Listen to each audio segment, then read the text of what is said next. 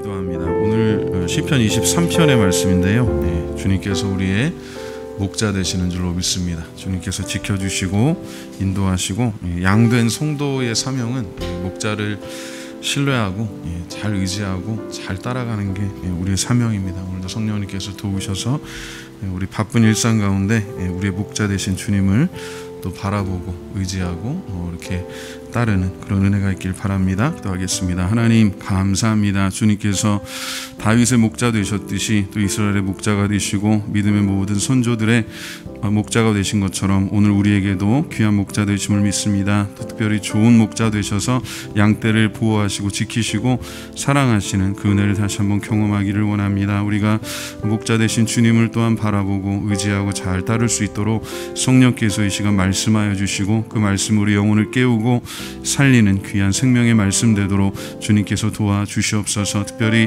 우리 사는 성도들 가운데 몸이 아픈 분들이 있습니다. 주님께서 그 몸과 마음을 온전히 어루만져 주시고 치유하시고 회복하여 주시기를 원합니다. 또 이런저런 귀한 기도의 제목들을 가지고 주님 앞에 나아가는 주의 종들이 있사오니 하나님 기억하여 주시고 주님의 때에 주님의 방법대로 주의 선하신 뜻을 이루어 주시옵소서. 예수님의 이름으로 기도합니다. 아멘. 오늘 한번 성경 말씀 같이 봅니다. 시편 23편의 말씀 보겠습니다. 1절부터 우리 6절까지 찾으셨으면 우리 합독하겠습니다. 여호와는 나의 목자시니 내게 부족함이 없으리로다. 그가 나를 푸른 초장에 누이시며 쉴만한 물가로 인도하시는도다. 내 영혼을 소생시키시고 자기 이름을 위하여 의의 길로 인도하시는도다. 내가 사망의 음침한 골짜기로 다닐지라도 해를 두려워하지 않을 것은 주께서 나와 함께 하심이라. 주의 지팡이와 막대기가 나를 안위하시나이다. 주께서 내 원수의 목전에서 내게 상을 차려주시고 기름을 내 머리에 부으셨으니 내 잔이 넘치나이다. 내 평생의 선하심과 인자하심이 반드시 나를 따르리니 내가 여호와의 집에 영원히 살리로다. 아멘. 오늘 제목을 한번 같이 따라해 보시겠습니다. 여호와는 나의 목자시니. 여호와는 나의 목자시니. 이 시편은 어떻게 보면 가장 사랑받는 시편 중에 하나죠. 다윗 자신도 목자였고 그가 목자의 경험을 가지고 이스라엘의 목자 되시는, 그리고 다윗 개인에게도 그 삶의 목자가 되시는 하나님의 은혜에 대해서 찬양하는 그런 시편입니다.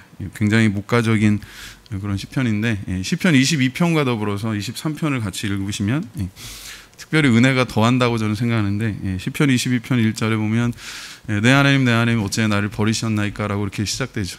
모든 어떻게 보면 삶의 길이 다 막히고 그냥 완전히 망한 것 같은 사람이 부르짖는 그런 모습인데 예수님께서도 십자가에서 이 시편 22편 1절을 인용하시면서 하나님께서 구원하시는 것, 하나님께서 그 하나밖에 없는 아들, 독생자라고 하나밖에 없는 아들, 유일한 아들이란 뜻입니다. 그 뒤에 뭐 다른 아들이 있다 그런 뜻이 아니에요. 유일한 아들, 하나님이시면서 하나님의 아들, 그 관계를 이야기하죠. 죄 없으신 하나님의 아들을 버리시기까지 우리를 사랑하신 줄로 믿습니다. 그게 십자가 사랑의 증거입니다. 그래서 오늘 그 구약의 시편 23편을 그 구약 시대 성도들은 물론 하나님께서 목자가 되신다라고 하는 것에 대한 그런 고백이 있지만 특히 신약 시대 이후를 살아가는, 특히 교회의 성령 시대를 살아가는 성도들에게는 예수 그리스도께서 우리의 선한 목자가 되시는 줄로 믿습니다. 여러분 아시지만 그 요한복음 10장의 말씀 거기 한번 넘어가서 한번 볼게요. 1절부터 15절까지만 같이 한번 읽어봅니다. 시작. 내가 진실로 진실로 너에게 이르노니 문을 통하여 양의 우리에 들어가지 아니하고 다른 데로 넘어가는 자는 절도며 강도요 문으로 들어가는 이는 양의 목자라. 문지기는 그를 위하여 문을 열고 양은 그의 음성을 듣나니 그가 자기 양의 이름을 각각 불러 인도하여 내느니라. 자기 양을 다 내놓은 후에 앞서가면 양들이 그의 음성을 아는 고로 따라오되 타인의 음성은 알지 못하는 고로 타인을 따르지 아니하고 도리어 도망하느니라. 예수께서 이 비유로 그들에게 말씀하셨으나 그들은 그가 하신 말씀이 무엇인지 알지 못하니라. 그러므로 예수께서 다시 이르시되 내가 진실로 진실로 너에게 말하노니 나는 양의 문이라. 나보다 먼저 온 자는 다 절도요 강도니 양들이 듣지 아니하였느니라. 내가 문이니 누구든지 나로 말미암아 들어가면 구원을 받고 또는 들어가며 나오며 꼴을 얻으리라. 도둑이 오는 것은 도둑질하고 죽이고 멸망시키려는 것뿐이요 내가 온 것은 양으로 생명을 얻게 하고 더 풍성히 얻게 하려는 것이라. 나는 선한 목자라. 선한 목자는 양들을 위하여 목숨을 버리거니와 삭구는 목자가 아니요 양도 제 양이 아니라. 이리가 오는 것을 보면 양을 버리고 달아나나니 이리가 양을 물어가고 또 해치느니라. 달아나는 것은 그가 삭군인 까닭에 양을 돌보지 아니함이나 나는 선한 목자라. 나는 내 양을 알고 양도 나를 아는 것이 아버지께서 나를 아시고 내가 아버지를 아는 것 같으니 나는 양을 위하여 목숨을 버리노라. 아멘.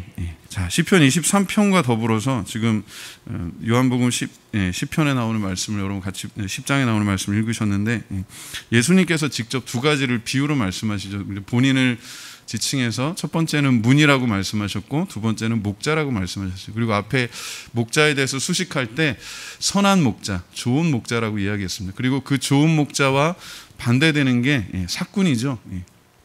그리고 그 문과 더불어서 이렇게 반대되는 개념이 문으로 통하지 않는 그 양의 무리를 어떻게 보면 훔쳐가는 그런 도둑을 뜻합니다. 그리고 이걸 영적으로 예수님께서 분명하게 말씀하셨는데 이 10절에 보면 도둑이 온다는 거죠. 하나님의 양떼를 도둑질하는 것. 문을 통과하지 않고 그리고 양들을 사랑하지 않고 무엇보다 양들이 그 음성을 듣지 않는다는 것. 오늘 우리가 주님의 음성을 듣고 잘 따를 수 있도록 성령께서 이끄시기를 소망합니다. 근데 주님께서 말씀하신다고 그랬을 때 물론 뭐 감동하시는 것도 있지만 사실 우리 교단의 그런 뭐랄까요 뭐 지침과도 같이 성령으로 말씀을 항상 성령께서 말씀을 통해서 우리에게 그 음성을 들려주시고 살아갈 수 있도록 우리의 삶의 그 지혜의 말씀을 비춰주시는 줄로 믿습니다. 그래서 오늘 그 시편 23편으로 이제 돌아가서 우리 한번 생각해 볼 것이 그거예요. 여호와는 나의 목자시니 그렇게 고백했는데 주님께서 나의 어떤 부분의 목자이신가라고 하는 거죠. 양에 대해서 먼저 조금 다 아시겠지만 또 말씀을 드리면 양의 사명은 잘 먹고 잘 쉬어야 돼요.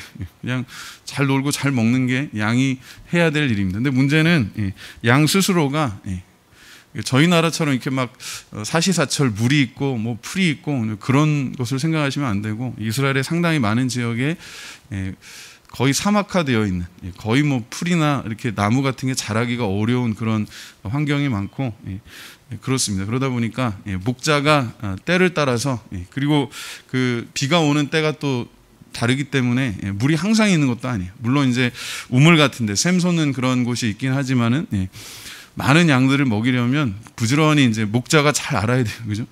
언제 어디서 풀이 나고 언제 어디서 물이 적절하게 흐른다는 것을 알고 그 양들이 먹을 수 있는 물과 풀을 찾아서 적절한 때에 움직일 수 있는 게 그게 목자의 사명이고 그리고 거꾸로 얘기하면 양의 사명은 그 목자를 잘 따라가야 된다는 거죠. 제 친구가 그 이스라엘에서 공부하고 또 교회를 개척해서 거기서 이제 선교하는 우리 장세영 목사라는 친구가 있습니다. 몇 년 전에 와서 저희 교회에서도 이렇게 말씀도 전하고 그랬었는데 근데 그 친구가 와서 했던 이야기 중에 기억나는 게 그거예요. 그 이스라엘 지역은 산악 지역이 많고 특히 양들을 먹일 수 있는 곳은 굉장히 그 강가에 있기 때문에 쉽게 말하면 산 꼭대기에서 산 저 바닥까지 내려가야 되는데 그 지역이 너무 이렇게 산세가 험하고 그리고 그 골짜기가 좁기 때문에 그 바닥까지 내려가는 과정에 보면은 어둠이 그러니까 햇빛이 들지 않아 가지고 아주 깜깜하다는 거예요. 낮에도. 그래서 뭐 동물이라든지 아니면 진짜 뭐 산적 같은 그런 것들로도 공격받을 가능성도 있고 그래서 굉장히 위험하고 두렵다라고 하는 거죠. 근데 여기 시편 기자가 고백한 것처럼, 다윗이 고백한 것처럼 사망의 음침한 골짜기, 푸른 초장과 쉴만한 물가로 가려면 사망의 음침한 골짜기를 반드시 지나야 된다는 게 그게 문제예요. 근데 양은 스스로 그 푸른 초장, 푸른 풀밭과 쉴만한 물가로 물이 이렇게 잔잔히 흐르는 그런 곳으로 찾아갈 능력이 안 된다는 거예요. 양이 생존할 수 있는 유일한 방법은 목자의 음성을 잘 듣고 따라가는 것밖에 없어요. 상징적이지만 또 비유적이지만 그게 이스라엘의 역사고 또 우리 성도들이 하나님을 의지하고 살아가는 인생의 행로이기도 합니다.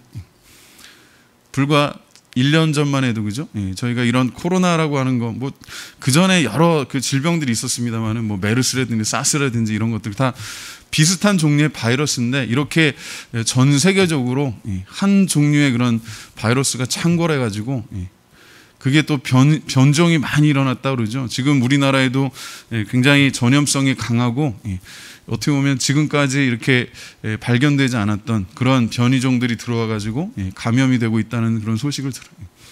근데 그만큼 이 바이러스가 생존력이 강하다는 겁니다. 그리고 많은 또 전문가들이 얘기하기를 이 코로나19가 그러니까 2019년 왜 코로나19라고 했냐면 2019년도에 발생해서 그 19를 딴 겁니다. 2019년도에 발생한 코로나 바이러스가 끝나더라도 다른 바이러스가 이런 비슷한 현상들이 계속해서 일어날 수 있다라고 하는 거예요. 불과 1년 전만 해도 이런 일들이 있으리라고 전혀 생각지도 못했습니다. 그죠? 이렇게 마스크 쓰고 이제 여름이 다 되는데 이렇게 예배를 이렇게 뛰어져 앉아서 이렇게 예배 드리는 거 상상도 못했는데 그런 시대를 지금 살아요. 사망의 음침한 골짜기를 우리가 사실은 늘 걷고 있었는데 그걸 좀 더 구체적으로 아주 체감할 수 있는 게 이번 코로나 사태라고 생각을 합니다. 얼마 전에 이효령 교수님이 어느 신문하고 이렇게 인터뷰한 기사에서 그랬어요. 코로나를 통해서 우리가 얻는 어떤 교훈이 있다면 죽음이 의외로 가까이 있고 항상 우리 주변에 그런 가능성들이 있다라고 하는 거예요. 그래서 그럴수록 그분이 또 다른 곳에서 이렇게 이야기하신 게 있는데 그분이 예수 믿고 구원받고 은혜 받고 나서 그 따님이 목사님이었죠. 그분도 참 간증거리가 많은 분이셨는데 안타깝게도 이제 질병으로 인해서 일찍 돌아가시죠. 딸이 먼저 죽고 그리고 나서 이효령 교수가 많이 하나님의 은혜를 받고 사실은 본인도 지금 암투쟁이에요. 암투병 중에 있습니다. 그분도 이제 어떻게 보면 하나님 부르실 날이 얼마나 더 남았는지 알 수 없을 정도로 본인도 하나님 부르시는 그 날 소망하면서 이렇게 살아가는데 그런 분들이 변화되는 그 간증이나 이런 것들을 통해서 우리가 느낄 수 있는 게 뭐냐 하면 여전히 하나님께서 우리의 목자가 되신다라고 하는 거예요. 그분은 사실 많이 배운 분이고 뭐 아주 젊어서부터 유명한 작가였고 훌륭한 또 유명한 교수였고 뭐 또 장관까지 역임했고 우리 제가 알기로는 1988년도 서울올림픽 그런 거 하실 때 굉장히 주도적인 역할을 했던 그리고 문화적으로 굉장히 탁월한 그런 인사이트가 있는 그런 분이 그런데 그분이 예수 믿기 전과 예수 믿고 나서의 어떤 차이나 이런 것들을 좀 보자면 하나님의 은혜에 대해서 하나님의 권위에 대해서 순종하는 그런 게 있어요. 사실 신앙적인 면에서 보자면 초신자예요. 그렇지만 그분이 그 80여 생 살아오셨던 그 하나님이 주셨던 일반적인 은혜가 있잖아요. 지혜와 어떤 그 경험들을 통해 가지고 하나님께서 주시는 그것이 이제 은혜 위에 바탕이 되니까 새로운 깨달음이 많은 거예요. 하나님이 허락하시지 않으면 우리가 살아갈 수도 없고 삶의 그런 과정을 즐기지도 못한다는 거예요. 그 전도서 기자의 이야기와 비슷합니다. 아까 오늘 기사를 읽었는데 사람들이 연구를 하죠. 우리는 어떻게 하면 행복할 수 있을까? 그럼 오늘 이렇게 오셨으니까 제가 한 말씀 드릴게요. 행복의 비결은 어디에 있느냐? 한마디로 그거예요. 기대치를 낮추라는 거예요. 기대치를 너무 높이 두니까 행복하지 않다는 거예요. 근데 이걸 성경적인 언어로 바꾸면 뭐냐? 아까 기도하면서 그런 마음을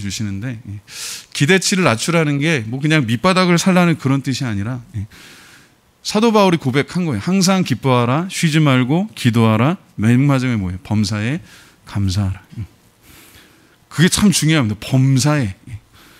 모든 일들 가운데 큰 일들도 있어요. 우리가 큰 일에도 감사할 수 있어요. 우리가 뭐 어떤 큰 사고를 당할 뻔했는데 다행히 그걸 어려움들을 피해가고 죽다 살아서 그런 것도 감사할 수 있겠지만, 그러나 일상 속에서 우리가 사소하게 여기는 것들까지도 감사하라는 거예요. 그 앞에 수식하는 거, 기뻐하라, 기도하라, 감사하라 앞에 항상이 들어가고, 쉬지 말고, 그리고 범사에. 이게 참 중요해요. 그게 왜 중요하냐? 사도 바울이 뭐라고 거기 부연 설명합니까? 이는 그리스도 안에서 너희를 향하신 하나님의 뜻이니라. 그러니까 기뻐하고 기도하고 감사하는 것. 아까 말씀드렸던 그 심리학자들이 얘기하는, 사회학자들이 이야기하는 기대치를 낮추라는 걸 성경적인 언어로 이야기하자면 감사하는 거예요. 일상 속에서 하나님이 주신 은혜에 대해서 감사하는 거예요. 사실 매일 감사하기가 어렵죠. 이건 조건 때문에 감사하는 게 아니라 주님의 은혜로 말미암아 감사하는 거예요. 주님의 은혜로 말미암아 기뻐하고, 주님의 은혜로 말미암아서 기도하고, 주님의 은혜로 말미암아서 감사하도록 성령께서 도우시는 줄로 믿습니다. 다윗이 목자로서의 경험이 있죠. 그 양들을 먹이기 위해서 진짜 사망의 음침한 골짜기, 뭐가 튀어나올지도 모르는 아주 껌껌한, 대낮에도 햇빛이 전혀 들지 않는 그런 좁은 골짜기를 지날 때마다 하나님을 의지하는 거예요. 그리고 목자가 항상 지니고 다니는 무기가 있습니다. 뭐 우리가 생각할 때 뭐 총칼 이런 게 아니고 막대기 2개예요. 하나는 짧은 거, 하나는 조금 더 긴 거. 근데 여기 보면 뭐 막대기, 그죠? 지팡이 이렇게 표현됐는데, 짚고 다니는 목적도 있지만 사실은 스스로도 보호하고 양들도 보호하고 어떤 동물이나 이런 것들로부터 공격을 받았을 때 그 양떼를 지켜내는 그런 무기입니다. 그리고 우리가 알듯이 골리앗과의 싸움에서 다윗이 썼던 무기가 뭐예요? 아주 전통적인 뭐 전쟁에서 쓰는 그런 무기가 아니에요. 창도 아니고 칼도 아니고 화살도 아니고 뭐를 썼어요? 물렛돌이 뭐라 그러지? 우리 그 돌을 이렇게 가죽에다가 감아가지고 이렇게 돌리다가 그게 이게 끈으로 이렇게 돼 있습니다. 그래서 한쪽을 탁 놓으면 그 회전력에 의해 가지고 돌이 나가는 거예요. 아주 빠르게 나가는 그 물맷돌이라고 그러죠. 그래서 골리앗하고 싸우러 나갈 때 사울 왕이 자기 갑옷을 입혀줬어요. 처음엔. 근데 사울 왕은 굉장히 키가 큰 사람이고 이미 어른이었고 전투에 나가서 그런 경험들이 있는 사람이지만, 다윗은 한 번도 그런 갑옷을 입어본 적도 없고 사용해 본 적도 없어요. 몸에 맞지도 않고. 그래서 그 갑옷을 입었다가 그냥 불편하니까 벗어두고, 그가 뭐를 골랐느냐? 자갈 5개를 골랐어요. 돌멩이 5개를 골라가지고 나가서 몇 개를 썼어요? 5개를 주머니에 넣어갔는데 하나만 필요했어요. 돌 하나. 한 방에 골리앗이 쓰러지고, 그 골리앗의 머리를 벨 수가 없으니까 누구의 칼을 썼어요? 골리앗의 칼을 빼가지고 그 칼로 골리앗의 목을 쳤습니다.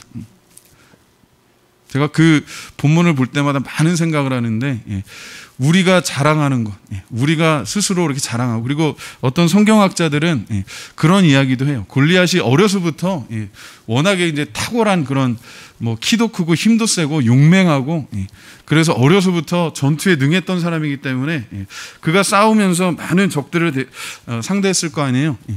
그동안 싸워서 이겼던 모든 적들의 그 무기를 다 자기가 가지고 다닌다는 거예요. 그래서 그 옆에 방패를 드는 사람이 있고 뭐 무기를 갖고 다니는 사람이 있는데, 일종의 컬렉션이죠. 야, 내가 다 죽인 원수들을 봐라. 그러니까 골리앗이 나와가지고 전투를 하기 전에 나랑 싸워서 이기면 우리가 물러가겠다. 그러니까 하니까 이스라엘 사람들이 다 무서워가지고 나가지 못하는 거죠. 근데 다윗이 아버지 심부름 갔다가, 야, 너 형들 잘 있나? 안부 좀 묻고 와라. 여기 가서 이제 뭐 위문품 같은 거, 식량이라는 거 좀 갖다 주고 와라. 그랬더니 마침 골리앗이 나와가지고 막 하나님의 군대를, 하나님의 이름을 모욕하고 이제 그런 장면을 보고 분개해가지고 골리앗과 싸우는 장면에서 우리가 주목할 점은 그가 그 물맷돌 하나를 가지고 골리앗을 물리쳤다라고 하는 거예요. 근데 그게요, 그냥 하나님의 그런 특별한 은혜라고 생각하기가 쉬운데, 물론 하나님의 특별한 은혜지만, 그게 그 이면에는 그가 목자로서 아버지가 맡긴 양들을 지키기 위해서 평소에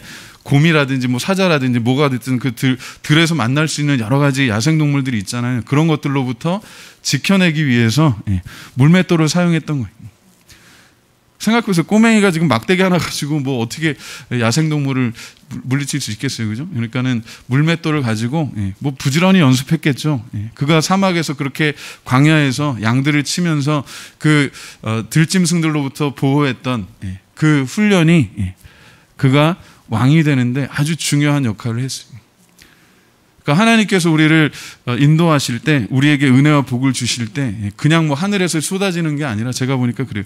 그 표현하자면 하늘에서 주시는 게 맞지만 그냥 하루아침에 그냥 주시는 것이 아니라 우리에게 여러 가지 가능성들을 주시고 그런 것들을 개발해서 하나님께 쓰일 수 있도록 준비하시는 줄로 믿습니다. 그리고 우리가 각자 하나님 주시는 다양한 재능이 있는 것, 달란트가 있는 것이 참 감사해요.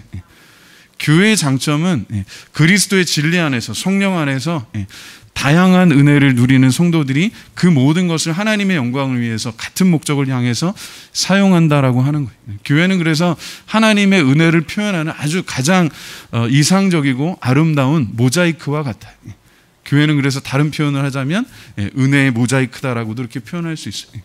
똑같지 않다는 게 우리가 어떻게 보면 익숙하지 않을 수도 있어요. 우리는 굉장히 좀 남의 시선을 많이 의식해서, 아까 사람들이, 사회학자들이 얘기하는 거 제가 이렇게 쭉 읽어보니까 뭐 그런 내용인데, 자기를 남들하고 비교하지 않으면 일단 그것만으로도 행복할 수 있어요. 기대치를 낮추라는데 여러 가지가 있는데, 경험상 보니까 특히 우리나라의 어떤 그 체면 중심의 그런 문화, 이런 것들을 볼 때 그런 것들이 있어요. 하나님 앞에 겸손해지면 감사하게 되고, 그리고 스스로를 누구와 비교할 것이 아니라 그냥 하나님 앞에 우리가 있는 것에 대해서 감사하고 주신 삶에 대해서 감사하는 거예요. 우리가 뭐 100살, 120살 산다고 해도요, 그게 잘 생각해 보십시오. 100세 이상 살아가는 분들이 꽤 있죠, 요즘 보면. 근데 그분들이 다 행복할까 저는 생각해요. 왜? 자기 친구들 다 죽죠. 어느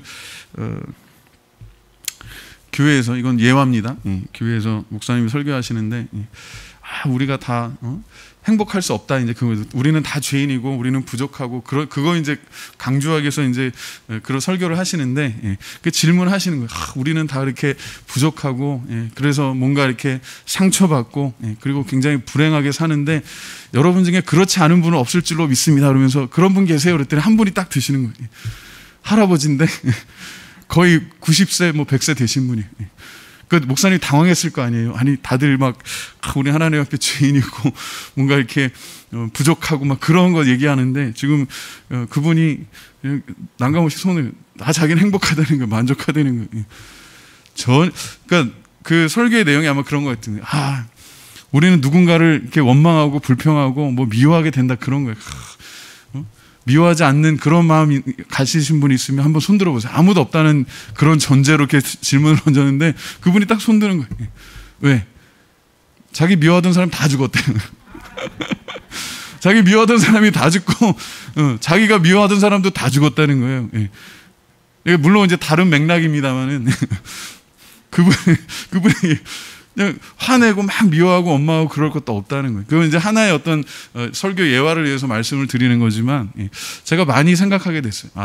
하나님 주신 시간에 우리가 정말 선택해야 되잖아요, 그죠? 우리가 감사할지 아니면 절망할지, 정말 원망하고 불평할지 사랑할지. 사실 그 선택은 우리에게 있는 거예요. 믿음으로 선택하면 아무리 어려워도 아무리 힘들어도 그 가운데 하나님 주시는 빛나는 은혜가 있는 줄로 믿습니다. 근데 그거를 끌어내는 게 하나님의 은혜 가운데 우리가 있는 그 과정인 것 같아요. 그래서 사도 바울이 그 어려움을 겪으면서도, 그가 복음을 전할 때 얼마나 핍박을 받았어요. 그리고 감옥에도 갇히고 뭐 매도 맞고, 심지어는 배를 타고 가다가 선교하러 갔다가 막 파선해서 죽을 고비를 여러 번 넘기고, 그리고 결국에는 복음을 전하다가 순교당하죠. 그런 사도 바울이 고난받는 성도들에게 남긴 이야기. 데살로니가 교회도 고난을 받았고, 뭐 로마 교회도 그렇고, 그가 편지를 썼던 모든 교회들이 그 당시에 다 핍박받는 교회였다고 보시면 돼요. 특히 데살로니가 교회에게 그가 쓴 편지 중에서 기뻐하고 기도하고 감사하라고 하는 말씀이 오늘 우리에게도 은혜가 되고 소망이 되고 또 우리에게 능력이 되는 줄로 믿습니다. 주님께서 나의 목자가 되시면 우리의 어떤 영역에 목자가 되시느냐? 결론이 그거예요. 모든 영역에 목자가 되시는 줄로 믿습니다. 우리 예수의 피로 우리의 영혼이 구원받고 성령께서 우리 삶의 모든 영역 가운데 간섭하시고 은혜와 능력 가운데 인도하시는 줄로 믿습니다. 우리가 사실 고통받는 이런 바이러스가 창궐하고 그런 것들 때문에 사람들이 병들고 심지어는 죽기까지 하는 그것이 죄의 결과입니다. 길게 이렇게 역사적인 관점에서 보자면, 성경적인 관점에서 보자면 창세기 3장에서 이미 시작된 거예요. 죄가 잉태된 거예요. 잉태됐고 그 안에 이미 사망이 있고 그 안에 이미 하나님과의 단절이 있어요. 그리고 하나님으로부터 떨어져서 영원히 심판받는 것이 포함되어 있습니다. 하나님께서 그렇게 놔두시지 않고 우리를 구원하실 계획을 태초 이전에 갖고 계셨던 거죠. 그래서 예수 그리스도께서 오셔서 그 피로 우리의 영혼이 깨끗하게 씻김을 받고 우리의 영혼이 거듭나면 그 삶의 영역들이 주님의 은혜 가운데 이렇게 맞춰지도록 그렇게 이끌어 가시는 줄로 믿습니다. 그래서 예수 믿고 나면 갈등이 많아요. 그죠? 많이 생기죠. 그 이전에 있었던 삶의 방식들, 가치관들, 그리고 특별히 관계들. 나는 예수 믿고 구원받았더라도 주변의 사람들이 똑같아요. 그리고 삶의 습관이 똑같아요. 문화가 똑같아요. 심지어는 우리 사회가 똑같아요. 여전히 뭔가 내일인가 오늘인가 무슨 뭐 개기일식 한다고 그러죠. 3년 만에. 그것도 뭐 블러드문이라고 그래가지고 뻘겋게, 블러드가 피란 뜻이잖아요. 문은 그 달이라는 뜻인데 뻘겋게 뭐 개기일식 일어나면서 그렇게 달이 뜬다고 해가지고 뭐 그걸 이제 미리 이렇게 사진이나 동영상 같은 걸 이렇게 보내주시기도 그러는데 예수 믿는 사람이라면 그런 현상들에 대해서만 신기할 것이 아니라 그 뒤에 보이지 않는 하나님의 손길을 느끼고 그리고 그 모든 것들보다 그 정말 멋진 일이죠. 뭐 일식도 일어나고 그런 걸 통해 가지고 뭐 웅장한 그런 모습을 볼 수 있지만 그러나 그 모든 것들보다 우리를 사랑하신 하나님의 형상대로 창조하시고 그 아들 예수의 피로 구원하신 하나님의 은혜를 기억하고 살아가기를 바랍니다. 그러니까 뭔가 자꾸 하나님을 떠나서 하나님 외의 것을 추구하려는 그런 죄인의 속성이 있다 보니까 그런 문화 속에서 살다 보니까 예수 믿는 사람들도 덩달아서 뭐 아차산에 막 올라가야 되고 서울에서 가장 먼저 해돋이를 볼 수 있는 데가 아차산이랍니다. 그래가지고 새해가 되면 그 새벽에 가가지고 해돋이를 보고 또 이렇게 해가 또 지는 것도 뭐 그 전날 그죠? 뭐 마지막 날 그런 데 많은 의미를 두는데 제가 볼 때는 더 중요한 게 있어요. 본질적인 게 있어요. 생명을 주신 분이 계시다는 거예요. 아이가 태어날 때 응애하면서 그 첫 호흡할 때 우리가 하나님 앞에 나가는 마지막 호흡할 때가 있다는 걸 기억해야 돼요. 우리의 그 육체의 삶이 영원하지 않아요. 100년, 120년 산다고 해서 그게 우리의 행복을 보장하는 것도 아니에요. 아까 잠깐 얘기하다 말았습니다만은 혼자 120년 산다고 해서 행복할 것 같지 않아요. 저는. 왜? 자기 아는 사람들 다 죽고 뭐 싫어하는 사람도 죽었지만 자기 좋아하는 사람도 죽을 거 아니에요. 심지어는 자녀들도 내가 120살이면 자녀들이 그때까지 살아 있을까도 싶어요. 그죠? 한 90살 이상 돼야 되는데. 그런 생각을 해보세요. 혼자서 그냥 오래 산다고 그것도 건강이 또 이렇게 어느 정도 받침되지 않고 또 경제적으로 사회적으로 활동할 수 있는 그런 능력이 되지 않으면 어렵습니다. 그러니까 제일 좋은 거는 여러분 기도하세요. 모세처럼 정말 하나님 부르시기 직전까지 아주 그냥 또릿또릿하고 많은 분들이 걱정하세요. 주변에 얘기 들어보면 치매 걱정 되게 많이 하세요. 제가 볼 때는 걱정도 팔자요. 치매 안 걸렸으면 좋겠다, 안 걸렸으면 좋겠는데 너무 그런데 신경 쓰지 마시고 말씀 보고 기도하시고 감사하고 특별히 예배하면서 각자 또 주시는 그런 은혜들이 있잖아요. 좋아하는 찬양이나 또는 좋아하는 말씀이나 또 그런 것들. 그리고 치매에 걸리더라도 보니까 아주 오래되는 그 신앙의 습관들은 남아가지고 잘 보세요. 권사님들 그 장로님들 신앙생활 오래 하신 분들은요 다른 거 다 잊어도 기본적으로 신앙생활 하는 거 아주 남아있어요. 그 바탕이. 다른 거 다 잊어도 예수의 이름만 잊지 않기를 주님의 이름으로 축원합니다. 주님께서 우리의 목자 되시는데 오늘 이 상황에서 이제 오늘 말씀을 정리하면서 생각해보면 오늘 여러분이 살아가시는 그 삶 속에서 정말 내가 주님이 나의 목자 되심을 인정해야 되는 부분이 어딘가 생각해 볼 필요가 있어요. 우리 이번에 집사님네 첫째 아들 진이가 6월달 셋째 주에 결혼하는데 축하드립니다. 아주 기쁘게 그냥 그렇게 또 청첩장에다가 아이들 사진도 이렇게 해서 보내주셨는데, 제가 보니까 물론 본인들도, 결혼하는 본인들도 참 기쁘고 감사하지만 제가 보니까 또 그것보다 더 기쁜, 어찌 보면 더 기쁜 게 부모의 마음이 아닐까라는 그런 생각이 들어요. 자녀들이 잘 장성해서 건강하게 잘 자라서 또 좋은 배필을 만나서, 그리고 본인도 또 좋은 배필이 되고, 제가 보니까 우리가 기도하는 거, 저희 아이들도 이제 보니까 뭐 20대 접어들고 이렇게 그런 것도 되게 중요한 것 같아요. 기도의 제목 중에서 자녀들이 하나님 허락하시면, 물론 뭐 반드시 결혼을 해야 된다 안 해야 된다 뭐 그렇게 이제 뭐 얘기하기는 어려운 그런 시대지만, 그래도 하나님 허락하시면 좋은 배우자, 좋은 배필들 만나서 믿음의 가정 잘 이루고, 또 하나님 허락하시면 또 자녀들 이렇게 낳아서, 그게 하나님의 명령이니까, 그래서 주님 오시는 날까지 이 귀한 복음을 잘 전했으면 좋겠다 그런 생각이 들어요. 요즘 이제 아이들이 이렇게 보면 귀엽잖아요. 우리 권사님들 데리고 와가지고 지나면서 와가지고 또 머리 빠글빠글 해가지고 와가지고, 그러고 또 우리 아들 와가지고 이렇게 안기면서 목사님 좋아요 그런데 가슴이 뭉클해요. 애들이 어릴 때는 저희 아들 이제 어릴 때는 그렇게 잘 안 기우는데 이제는 뭐 안을 수도 없고, 근데 이제 보면서 하나님이 주시는 그런 은혜, 제가 이제 고등학교 우리 1학년 때 담임하셨던 선생님이 하셨던 말씀이 생각나는데, 그분이 하셨던 말씀이 그거예요. 그 전에 예수 안 믿으셨거든요. 요즘에 이제 은퇴하시고 예수 잘 믿고 교회에서 봉사하시면서 그렇게 기쁘게 신앙생활 잘 하시는데, 그분이 몇 년 전에 이제 이렇게 만났을 때 그 얘기를 하는 거예요. 하나님이 놀랍게 오묘하게 인생의 때마다 주시는 큰 은혜가 있다는 거예요. 뭐예요? 그랬더니 그분은 아들만 둘 키웠거든요. 그러니까 아들 둘 키웠는데, 어릴 때는 어쨌든 뭐 귀엽게 이렇게 키웠는데, 또 뭐 다들 장가가고 그러니까 크니까 좀 대면대면하고, 또 이제 결혼 생활도 다 아이들 장성하고 부부만 둘이 있으니까 좀 썰렁할 거 아니에요. 인생의 낙이 뭔가 싶었는데 하나님께서 손주들을 주시더래요. 그래가지고 그 손주들 키우는 게 얼마나 기쁜지, 얼마나 감사한지, 그래서 가족들이 다 모여서 뭐 여행도 가고 이렇게 하는 것이 너무 감사하다라고 얘기하셨는데, 그 마음을 조금 알 것 같아요.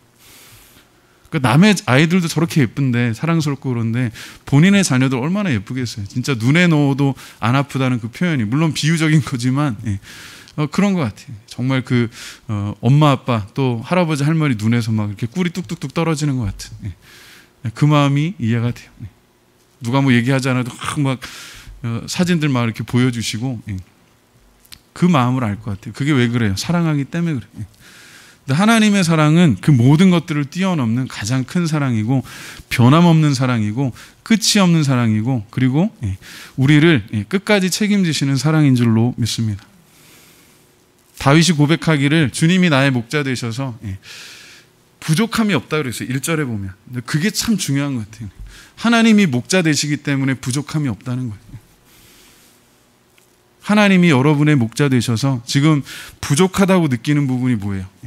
하나님이 나의 목자신데 다윗이 고백하기를 내게 부족함이 없다고 그랬는데, 내가 만약에 부족하다고 지금 느끼는 부분이 있다면 거기가 하나님께서 나의 목자가 되심을 확신해야 되는 부분일 수 있어요. 대부분 보니까 나이가 들수록 건강에 대한 거, 그리고 재정적인 거, 또 이제 자녀를 키우는 분들은 이제 자녀들의 어떤 그 미래, 그거 당연한 거예요.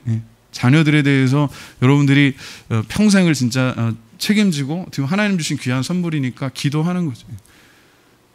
자녀들 위해서 기도하는 거 당연한 거예요. 우리 아이들이 믿음 안에서 잘 자라서, 그래도 하나님께서 잘 지켜주시고 세워주시기를, 그리고 그 자녀들이 또 성장하면, 왜 부모님들이 그 결혼식장에서 이렇게 기뻐할까 생각하니까 그게 인생의 참 열매예요. 보니까 아이들이 요즘 같은 시대에 참 그렇잖아요. 진짜 취업, 결혼 뭐 이런 것들 다 어렵고, 자녀들 낳아서 키우는 것도 다 어렵고 거의 힘들다라고 하는데, 이번 1분기, 1사분기, 우리나라 2021년 1사분기에 작년에 비해서 지금 출산율이 역대 최저예요. 이 상태로 가다 보면 이제 작년부터 여러분 아시겠지만 2020년부터 사망자가 그 출생자보다 많아졌어요. 거의 10% 정도가 많아요. 이런 식으로 계속 가면 우리나라 이제 인구가 정말 고령화되면서 자녀들을 낳지 않고 그렇게 되면 나라가 존재하기도 어렵다라고 하는 그런 얘기가 나올 정도로 어렵습니다. 그런 가운데 하나님께서 주시는 귀한 생명들을 볼 때마다 참 감사한 거예요. 6월 첫째 주에 우리 주인의 아기 유아 세례를 줍니다. 생각했어요. 참 감사한 일이에요. 우리도 잘 자라서 아기 때 이렇게 잘 어느새 이제 그죠? 성년이 되고 가정을 이루고 또 자녀를 이렇게 낳아서 그 아이가 세례를 받고 벌써 이제 3세대가 됐어요. 아유, 그것도 감사하죠. 그 뒤에 보면 많은 눈물들이 있어요. 눈물의 강이 흐르는 거죠. 우리 전도사님들 그렇고 여기 다 계신 분들이 제가 보니까 눈물이 마르지 않는 그런 시간이 앞으로도 그럴 거예요. 사실 자녀들 위해서 눈물 뿌려 기도하고 또 영적인 자녀들 위해서 다음 세대를 위해서 기도하고 이 코로나가 앞으로 끝나고 나서 참 문제예요. 제가 볼 때는 교회가 저희 교회도 그렇고 한국 교회가 지금 어떻게 보면 굉장히 위기의식을 가지고 다시 하나님 앞에 재정비하고 전열을 다시 가다듬고 영적인 전쟁에서 하나님의 은혜를 힘입고 다시 한번 승리하는 그런 시대가 되어야 될 줄로 믿습니다. 그 모든 것도 또 주님께 맡기고 기도하는 거예요. 사실 그래 불안한 거예요. 불안한 거. 미래에 대해서 뭐 재정적인 거든 건강이든 나이가 들수록 건강이 자신이 없어요. 그죠? 예전에는 뭐 이런 거 별 문제가 안 됐는데 이제는 그런 게 문제가 되는 부분도 있잖아요. 뭐 걷는 것도 오래 걷는 것도 힘들고 심지어는 막 계단 오르내리고 요즘 이렇게 악수하려고 기다리고 있으면 예전에는 그냥 평범하게 잘 내려오시던 분들이 막 이렇게 그 난간을 잡고 막 아이고 하면서 내려오시는 분들이 있는데 굉장히 성경적인 고백이에요. 아이고 나는 간다는 주님께 가까이 날마다 주님께 가까이. 우리 육신은 정말 연약해지지만 그래도 감사한 게 그래요. 디디고 그 모습에서 뭐를 생각하냐 하면 야곱이 마지막에 침상에서 마지막 하나님께 감사기도 하고 자기 아들들 12아들들 축복할 때요. 그가 침상을 기대서 침상을 의지해서 또는 지팡이를 의지해서 하나님께 찬미해서 예배했다고 그랬어요. 그래도 어려워도 힘들어도 이렇게 코로나 와중에도 주님 앞에 나와서 예배하고 기도하고 부르짖는 성도들이 있어서 한국 교회는 밝은 미래가 있는 줄로 믿습니다. 그리고 세대를 이어서 대를 이어서 하나님 앞에 믿음으로 순종하고 헌신하는 그런 귀한 양떼들이 있어서 또 우리 교회의 한국 교회의 미래도 밝은 줄로 믿습니다. 무엇보다 주님께서 여전히 우리의 목자 되시기 때문에 우리가 감사한 줄로 믿습니다. 양들이 푸른 초장에 또 쉴 만한 물가에 가기 위해서는 그 뒤에 나오는 사망의 음침한 골짜기를 반드시 지나가야 돼요. 근데 거기를 지나갈 수 있는 근거가 뭐냐 하면 목자가 함께 하시고 인도하시기 때문에 여호와는 나의 목자시니 내가 부족함이 없으리로다. 오늘 이제 기도할 거는 사실 그거예요. 우리가 하나님께서 우리의 목자 되신다는 걸 인정하지 않는 건 아닌데 왠지 거기가 조금 더 이렇게 불안한 부분들이 있잖아요. 내일 또 뭐 이렇게 재정적인 거 뭐 하는 거 이렇게 보면 요즘 자녀들 키우면서 드는 생각들이 이거 뭐 집값이 엄청 비싸고 그죠? 취업하는 것도 쉽지 않고 뭐 이것저것 생각하면은 저희는 또 애가 셋이잖아요. 그러니까 이거 뭐 아파트 한 채에 지금 10억씩 하고 그러면 30억에다가 뭐 그 어디 있어요? 지금 통장에 뭐 한 3,000원이 있나 모르겠는데 어쨌든 웃자고 하는 얘기예요. 그 전에도 그랬고 뭐 앞으로도 그럴 텐데 하나님이 나의 목자 되시니까. 부족함이 없다는 얘기는 내가 원하는 걸 주시는 게 아니라 내가 필요한 걸 하나님께서 때를 따라서 채워주시고 공급해 주시는 줄로 믿습니다. 우리 진이가 제가 보니까 학교에서 또 학교생활 잘하고 이번에도 그 교수님 또 지도 교수님 만나고 왔다고 얘기 들었는데 문득 생각이 나요. 중요할 때마다 우리 다 그 과정이 있잖아요. 학교 다니는 시기 뭐 이렇게 있는데 그런 시기들마다 하나님께서 이렇게 은혜 주시고 인도하시는 부분들이 있었구나 생각해요.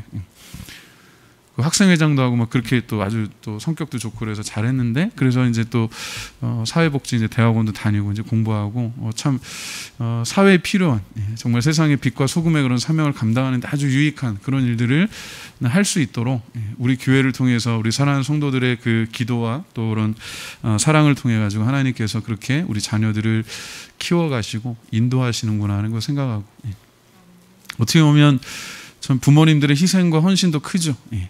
그러나 그 모든 것들 위에 하나님의 은혜가 바탕이 되기 때문에 우리가 더 깊이 감사할 수 있는 줄로 믿습니다. 사실 자녀들을 그렇게 키워서 자녀들 또 뭐 학교를 졸업하고 취업하고 또 이제 결혼도 하고 또 거의 자녀도 낳고 이제 이런 과정들을 쭉 보면서 나이가 들잖아요. 그때는 몰랐는데, 그러니까 그 아이를 보기 전까지, 애를 보기 전까지는 제가 나이가 50이 넘었다는 게 별로 생각이 안 나요. 아유, 요만할 때 이렇게 그랬던 게 지금 그런 아기를 낳아가지고 와가지고 그래서 이제 세례 받는다고 하니까 그게 새삼 감사한 거예요. 그리고 그 수십 년의 시간 동안 저희 교회가 세워지고 지금까지 30여 년에 30 이제 7년째 되나요? 그 시간 동안에 하나님께서 참 은혜 가운데 지켜주셨구나 감사한 거예요. 여호와는 나의 목자시니 내가 부족함이 없으리로다. 한 가지 기쁜 소식 여러분 아시는 분들 계시는지 모르겠는데 전하면 우리 집사님 그 둘째 아드님 있잖아요. 거의 20년 동안 지금 행방불명 돼가지고 그 아버지 돌아가셨을 때도 장례식 때도 못 오고 그래가지고 그 형이 큰 아들이 이렇게 뭐 실종 신고를 했을 정도로 그랬던 분이 얼마 전에 연락이 와가지고 그 가족들끼리 이렇게 뭐 연락도 하고 만났다 그래 왔다 갔다 그래. 다른 건 다 없어졌는데 저희 교회 전화번호 어떻게 아셔가지고 핸드폰 번호 이거 모르잖아요. 주소도 모르고 20년 동안 나가 있으니까 본인이 살았던 집도 못 찾아왔어요. 형이 나와서 밖에서 기다리는데 한참을 못 찾아왔대요. 워낙 많이 바뀌었으니까. 저도 그랬거든요. 유학 갔다 와가지고 불과 한 7년 정도 나갔다 왔는데 동네가 너무 많이 변하니까요. 제가 한번 저녁에 약속 있었고 나갔는데 길을 잃었어요. 우리 동네에서. 하도 많이 바뀌어가지고 막 번쩍번쩍하는 그런데 그 둘째 아들이 살아있고 또 형제 자매 이렇게 다 연락이 되고 제가 그래서 마음이 한편 참 짠했어요. 그리고 감사했어요. 그래도 우리 교회를 어떻게 보면 저는 모르겠어요. 우리 교인들보다 못지않게 정말 누구보다 우리 교회를 사랑하셨던 집사님 또 우리 권사님 참 생전에 그렇게 그 둘째가 돌아왔었다면 더 기뻤을 테고 또 어머니가 이렇게 치매 이런 것 때문에 입원하시기 전에 만났었더라면 더 기뻤겠다라는 생각. 그래도 하나님께서 참 감사하게 그 가정을 이렇게 지켜주시고 복 주시는구나 하는 생각을 들고 그게 이제 교회를 어쨌든 하나님께서 이렇게 사랑하고 잘 섬기도록 해주셨기 때문에 그런 은혜도 있다라고 생각을 해요. 근데 참 가슴 뭉클했어요. 집사람이 얘기하는데 전화가 왔는데 교회 전화로 어디 이제 교회를 찾는 전화로 그래서 이제 얘기 들어보니까는 이사님 집사님 둘째 아들이 20년 동안 소식도 없고 살았는지 죽었는지 몰랐는데 지난주에 연락이 와서 그렇게 또 만나고 그 얘기를 들으니까 너무 마음이 한편으로 기쁜 거예요. 그리고 한편으로 또 짠한 거예요. 생전에 그 집사람이 살아계실 때 그렇게 봤었더라면 더 참 얼마나 좋으셨을까 그런 생각도 들고 물론 우리 천국 가면 만나겠지만 그 저희 교회가 이렇게 은혜 가운데 서기까지 또 수고하시고 헌신하신 많은 분들의 눈물과 땀의 헌신이 있었다라고 하는 걸 다시 기억하게 돼요. 우리가 잊고 있었던 것들을 기억나게 하세요. 그리고 그 신앙의 태도, 그 믿음의 열심이 교회를 위한 그 하나님의 교회, 하나님께서 주신 그 교회에 대한 그 사랑이 참 본받을 만했구나라고. 그때는 그게 너무 부담스러워 그렇게 했거든요. 그런데 지금 생각해 보면 그게 참 귀한 거예요.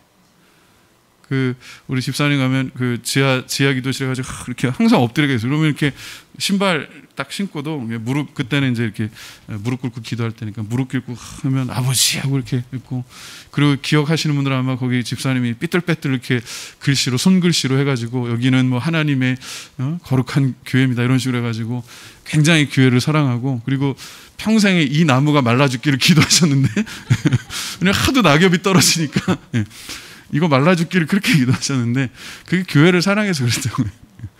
생각해보면 그게 되게 순수했던 믿음인 것 같아요. 그 토요일마다 이제 그 저희 지하에서 예배할 때 그때 주일 전에 이제 토요일마다 이렇게 청소를 하는데 계단 청소를 저하고 이정 목사가 했어요. 어렸을 때 중학교 고등학교 때 그게 얼마나 하기 싫은지 양동이에다 물 하나 이렇게 해가지고 지금도 뭐 그런 거 썩 좋아하지는 않습니다만은 그때는 또 의무적으로 해야 됐어요. 그래가지고 생각해보세요. 중학교 뭐 2학년, 1학년 뭐 그랬으니까 제가 2학년이고 이정 목사 1학년 그 정도 됐으니까 뭐 설렁설렁 했겠죠. 그냥 물질 대충 하고, 예. 아이고 빨리 하고 그냥 도망가자 그러는데 이상형 목사님이 한번 와가지고 야 그렇게 하는 거 아니야 그러면서 하는 걸 보여주는데 이제 걸레를 쫙 짜가지고 딱 닦고 또 그 보통은 양동이 하나 가지고 그냥 하잖아요. 근데 그렇게 안 하고 팍 버리고 또 새 걸로 깨끗하게 그렇게 일만 늘어난 거 우리 입장에서 보면 아유 저 아저씨는 이제 눈치도 없이 그땐 그랬거든요. 그땐 그랬어요. 뭐 집사님도 아니고 아저씨 아유 저 아저씨는 괜히 잔소리한다고. 근데 지금 생각하면 그 열심 그게 사랑하는 마음으로 그랬던 것 같아요. 그것도 하나님 주시는 그런 마음이겠죠.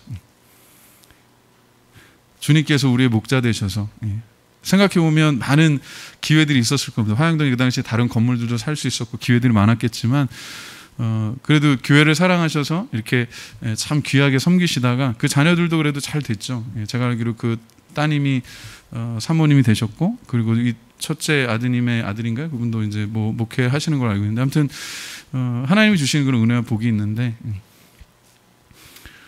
그 과정이 사실 쉬운 과정은 아니었던 것 같아요. 저희 가정도 마찬가지고 우리 성도들의 삶도 이렇게 쭉 지켜보면 지금이야 이제 우리가 뭐 손자 손녀들 이렇게 안으면서 감사하고 기뻐하지만 그 과정이 참 치열한 과정들이었고 정말 눈물의 강을 우리가 지금까지 이렇게 건너서 왔고 하나님의 은혜 가운데 참 힘들었지만 지금까지 이렇게 인도하신 것도 감사합니다. 그 지금도 사실 힘들 수가 있어요. 또 우리가 기도 제목들이 있고 사실 교회도 기도 제목이 있죠. 우리 교회도 그렇고 뭐 기도원도 그렇고 재단도 그렇고 여러 가지 있지만 그럴 때마다 깝깝할 때마다 다시 하나님의 말씀으로 돌아가요. 여호와는 나의 목자시니 내가 부족함이 없으리로다. 이 고백이 어디에서 나오냐면 푸른 풀밭과 쉴만한 물가로 내려가는 사망의 음침한 골짜기에서 나와요. 그래서 다윗이 뭐라고 고백합니까? 주께서 내 원수의 목전에서 뭐를 베푸세요? 잔치상을 베푸시는 거예요. 그거는 이미 전투에 승리한 것을 전제하는 거예요. 아직 전쟁이 시작되지 않았는데 아직 내가 나가서 싸우지도 않았는데 승패가 결정나지도 않았는데 하나님께서 이미 승리한 것을 기념해서 상을 베푸시는 거예요. 그리고 거기에서 기름으로 머리에 바르시는 거예요. 거룩하게 구별하시고 깨끗하게 하신다는 거예요. 그리고 뭐라고 고백해요?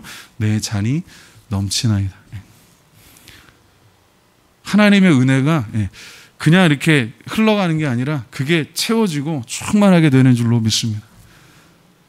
그리고 평생에 주님의 선하심과 인자하심이 나를 따른다는 그 표현이 있잖아요. 그게 무슨 의미냐면 이스라엘의 목자들은 대부분 앞에서 이렇게 인도하지 않고 뒤에서 이렇게 양들을 데리고 간답니다. 그런 의미예요. 주님께서 나를 지켜주신다는 그런 의미예요. 나를 지켜주시고 나를 보호해 주시고 인도하신다라고 하는 그런 의미예요. 오늘 이제 말씀을 맺으면서 아까 요한복음 10장의 말씀, 우리의 선한 목자 되시는 예수 그리스도께서 그의 의로우심으로 우리를 지켜주시고 인도하시는 줄로 믿습니다. 이 밤에 우리가 한번 기도하고 마칠 텐데 내가 정말 하나님의 목자 되심, 그걸 다르게 표현하면요, 하나님의 주권을 정말 많이 인정해야 되는 부분이 어디냐. 제 경험으로 보자면 건강, 또 재정, 그 다음에 자녀 문제, 그런 것들이 많아요. 개인적으로. 그리고 또 교회는 어떤 교회의 어떤 영속성에 대한 그런 부분들, 시대적인, 요즘 뭐 시대정신 많이 이야기하는데 교회의 시대정신은 항상 그랬어요. 예수 그리스도의 복음으로 세상의 빛과 소금이 되는 거. 그리고 특별히 우리 교회는 이 나라와 이 민족을 무당 사상으로부터, 가장 근본적인 한국의 영성, 무당 사상을 깨뜨리고 그 무당 사상으로부터 출애굽하는 사명을 하나님께서 우리에게 주신 줄로 믿습니다. 감독님을 통해서 우리 모든 교회 성도들에게 함께 그 비전을 공유하도록 그런 은혜 주신 줄로 믿습니다. 그래서 이 시간 우리 한번 기도해요. 여전히 주님께서 우리의 목자 되시는 줄로 믿습니다. 주님, 우리가 주님의 목자 되심을, 우리의 정말 왕이 되심을, 그 주권을 인정할 수 있도록 주님 이런 부분에서 믿음을 더해 주시고 주님의 은혜를 더해 주시옵소서. 그리고 특별히 우리 교회와 성도들 이 사명 감당을 이 시대에 정말 무당사상으로부터 출애굽하는 그 사명 잘 감당해 나갈 수 있도록 주님께서 우리에게 은혜를 더하여 주시옵소서. 우리 한번 통성으로 기도하고 마치겠습니다. 하나님 감사합니다. 오늘도 우리를 사랑해 주셔서 은혜 가운데 불러주시고 특별히 예배할 수 있도록 귀한 특권 주신 것을 감사합니다. 여호와는 나의 목자시니 내가 부족함이 없으리로다. 주님께서 말씀하셨습니다. 약속하셨습니다. 여전히 우리의 선한 목자 되시는 예수 그리스도께서 우리의 목자 되심으로 우리가 부족함이 없는 것을 감사합니다. 기뻐하고 감사할 수 있도록 성령님 우리 가운데 역사하여 주시옵소서. 주님께서 채찍에 맞으신 그 사건이 오늘 사랑하는 주의 종들에게 나음이 되게 하여 주시고, 주님께서 우리 대신해서 고난 받으신 그 모든 사건이 오늘 우리에게 평화가 될 수 있도록 주님께서 도와 주시옵소서. 기도합니다. 하나님 감사합니다. 주님의 은혜를 구합니다. 여전히 주님께서 우리의 목자 되셔서 우리의 삶 가운데 부족함이 없는 줄로 믿습니다. 우리가 기뻐하고 기도하고 감사하고 주님의 은혜에 감사해서 서로 사랑하는 일에 성공하는 그런 복된 성도를 되게 하여 주시옵소서. 코로나로 인해서 정말 많은 고통받는 사람들이 있습니다. 그들에게 이 생명의 기쁜 소식 잘 전하는 우리 몸된 교회 될 수 있도록 하나님 도와주시고, 각 가정들 또 자녀들 일터교회들 하나님 허락하신 모든 복의 분깃들 가운데 주님께서 목자 되심 우리가 날마다 경험하고 감사할 수 있도록 주님 도와 주시옵소서. 예수님 이름으로 기도합니다. 아멘.